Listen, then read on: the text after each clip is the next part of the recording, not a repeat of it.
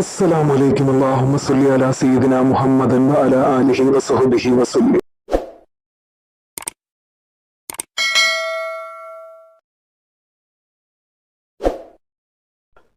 ഇൻഷാ അല്ലാഹ് ഇന്ന് പറയുന്ന അറിവ് പിണക്കം തീരാനുള്ള മാർഗത്തിനെ കുറിച്ചാണ്. അതിന് ഓതേണ്ട കാര്യങ്ങളെ കുറിച്ച്. അതായത് നമുക്ക് പ്രിയപ്പെട്ടവരുമായിട്ടായിരിക്കും എപ്പോഴും നമ്മൾ പിണങ്ങുന്നത്.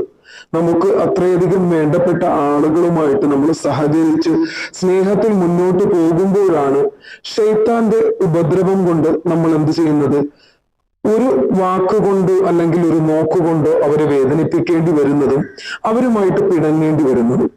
ആ സമയത്ത് എന്ത് തന്നെ പറയണമെന്നറിയാതെ നമ്മൾ പറഞ്ഞു കഴിഞ്ഞതിന് ശേഷമായിരിക്കും ചിന്തിക്കുന്നത് അവരുമായിട്ട് പിണങ്ങേണ്ട ആവശ്യമില്ലായിരുന്നു എന്നത്. അത് നമ്മളെ ഹൃദയത്തിനെ തകർക്കുന്ന ഒരു വേദന തന്നെയാണ്. ഭാര്യ ഭർത്താക്കന്മാർക്കിടയിലോ, മക്കൾ മാതാപിതാക്കൾക്കിടയിലോ, മരുമക്കളും നാത്തൂന്മാർക്കിടയിലോ പിണക്കവും അനുസരണക്കേടും സംഭവിച്ചാൽ, അതായത് ഈ പറയുന്ന ആളുകളുടെ ഇടയിൽ മാത്രമല്ല എല്ലാ ആളുകളുടെ ഇടയിലും പിണക്കം വരാം. ഇപ്പൊ കുറച്ച് കാര്യങ്ങൾ മാത്രമേ ഞാൻ ഇവിടെ കൊടുത്തിട്ടുള്ളൂ.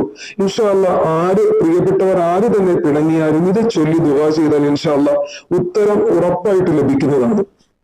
അതിനെന്ത് ചെയ്യുക, സൂറത്ത് ത്വാഹ എന്ന സൂറത്തിനെ ചെമ്പ് തകിടിലോ മറ്റോ എഴുതി തുണിയിലാക്കി വസ്ത്രത്തിന്റെ ഏതെങ്കിലും വശത്ത് വെക്കുക. എന്നാൽ പിണക്കം മാറുമെന്നും അനുസരണ ഉണ്ടാവുമെന്നും അതുപോലെ തന്നെ പെൺകെട്ട് ആലോചനകൾക്ക് ഇറങ്ങിയാൽ അത് സാധിക്കുമെന്നും പറയപ്പെടുന്നു. ഇൻഷാ അല്ലാഹ് ഇത് നിങ്ങൾ ഒന്നാമത്തെ കാര്യമാണ്, ഇത് ചെയ്യുക. അതിനുശേഷം എന്ത് ചെയ്യുക, സൂറത്ത് യാസീനിലെ ഈ ഒരു ആയത്ത്, അതായത് ഈ രണ്ട് ആയത്തിനെ ഇവിടെ കൊടുത്തിട്ടുണ്ട്.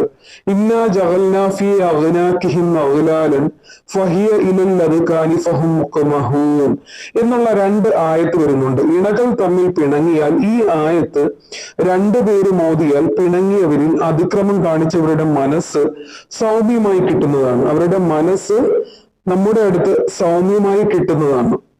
അതായത് ആ ഒരു പിണക്കം നിലനിൽക്കുന്ന ആ ഒരു സാഹചര്യത്തിൽ നമ്മളോട് അവർക്ക് അടുപ്പം കാണിക്കാനും മിണ്ടാനുമുള്ള സാധ്യത വർദ്ധിപ്പിക്കുമെന്നാണ്. പിണക്കങ്ങൾ നാം ഒരിക്കലും നീട്ടിവെക്കരുത്. പ്രാർത്ഥനയ്ക്ക് ഉത്തരം ലഭിക്കാതിരിക്കുന്ന ഒരു കൂട്ടർ തീർച്ചയായും പിണക്കങ്ങൾ കൊണ്ട് നടക്കുന്നവരാണ്. അത് അറിയുന്നവർ അത് എന്ത് ചെയ്യുക, പിണക്കങ്ങൾ മാറ്റുക. അള്ളാഹു നമുക്കൊക്കെ കളങ്കമില്ലാത്ത ഹൃദയം നൽകി അനുഗ്രഹിക്കട്ടെ. ആമീൻ യാ റബ്ബൽ ആലമീൻ. അതുപോലെ തന്നെ ഇൻഷാ അല്ലാഹ് അള്ളാഹു ഈമാൻ നൽകി അനുഗ്രഹിക്കട്ടെ. ആമീൻ യാ റബ്ബൽ ആലമീൻ. അതുപോലെ തന്നെ ആർക്കെങ്കിലും എന്തെങ്കിലും ആവശ്യങ്ങൾക്ക് വേണ്ടി ദുആ ചെയ്യണമെങ്കിൽ ഇൻഷാ അല്ലാഹ് അത് നിങ്ങൾ കമന്റിലൂടെ അറിയിക്കുക.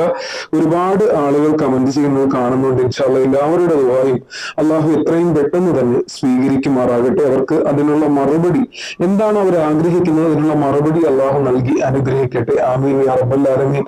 അതുപോലെ തന്നെ പിണക്കങ്ങൾ വെച്ച് പുലർത്തരുത്.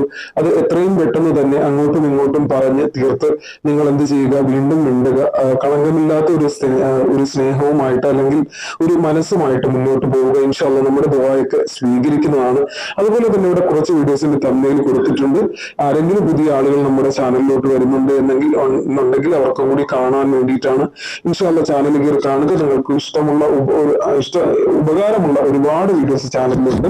നിങ്ങളുടെ ജീവിതത്തിൽ ചൊല്ലാൻ പറ്റിയ, നിങ്ങളുടെ ജീവിതം തന്നെ മാറ്റിമറിക്കാൻ പറ്റിയ ഒരുപാട് കാര്യങ്ങളുണ്ട്. ഇൻഷാ അല്ലാഹ് ചൊല്ലുക, നിസ്കരിക്കുക, അതുപോലെ സ്വലാത്തുകൾ, ദിക്റുകൾ, എല്ലാ കാര്യങ്ങളും ജീവിതത്തിൽ അധികരിപ്പിക്കുക. നമുക്ക് ബാക്കിയുള്ള കാര്യങ്ങൾ മാത്രമല്ല, നമുക്ക് ഈ കാര്യങ്ങളും കൂടി നിലനിർത്തിയാൽ മാത്രമേ നമ്മുടെ ജീവിതത്തിൽ സമാധാനവും സന്തോഷവും നിലകൊള്ളുകയുള്ളൂ.